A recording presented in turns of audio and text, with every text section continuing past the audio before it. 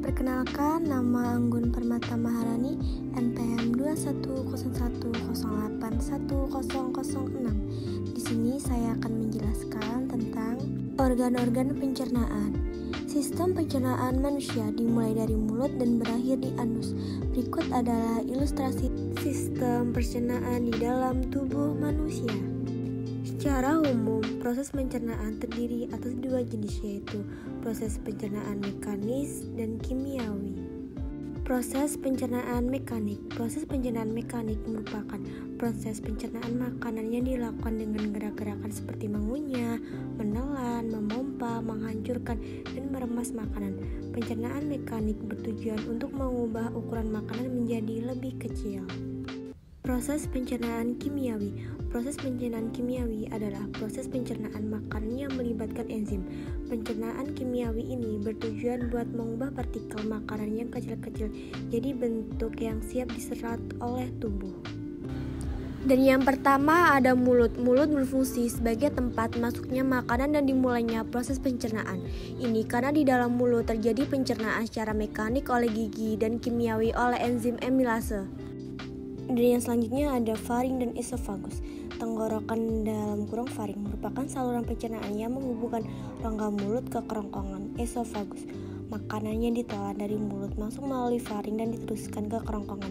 Pada dinding kerongkongan terjadi gerakan peristaltik, yaitu gerakan meremas-remas yang mendorong makanan menuju lambung.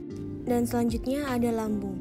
Di dalam lambung terjadi pencernaan kimiawi di mana makanan dicerna oleh enzim dalam getah lambung yang dihasilkan oleh sel kelenjar dinding lambung. Getah lambung terdiri dari pepsin, enzim yang fungsinya memecah protein menjadi peptan, asam klorida HCl, asam yang berfungsi untuk membunuh kuman dan bakteri pada makanan dan mengaktifkan pepsinogen menjadi pepsin. Dan selanjutnya ada pankreas, hati, dan empedu. Hati adalah organ pelengkap dalam sistem pencernaan karena akan membentuk cairan empedu yang diperlukan dalam proses pencernaan lemak. Empedu tersebut lalu akan ditampung di kantong empedu sebelum digunakan di usus halus. Kalau pankreas berfungsi untuk memproduksi enzim pencernaan untuk mencerna karbohidrat, protein, dan lemak di usus halus. Selain itu, pankreas juga akan menghasilkan senyawa bikarbonat yang akan menetralkan makanan dari lambung yang sifatnya asam sehingga tidak melukai dinding usus halus. Dan ada usus halus.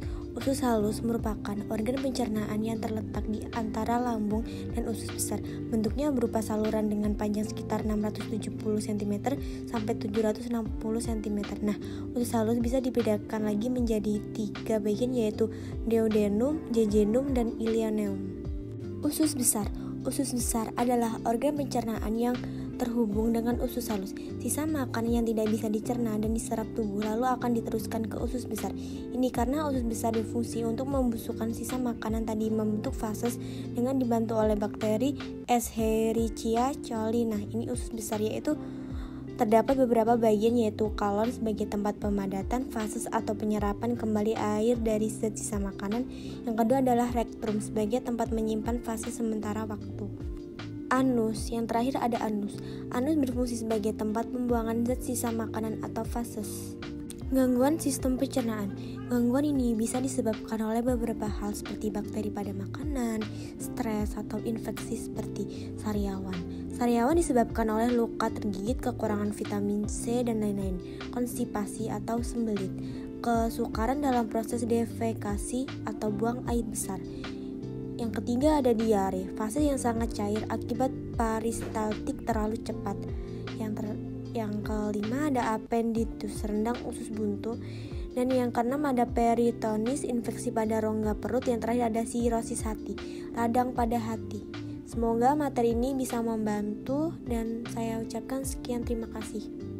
Assalamualaikum warahmatullahi wabarakatuh.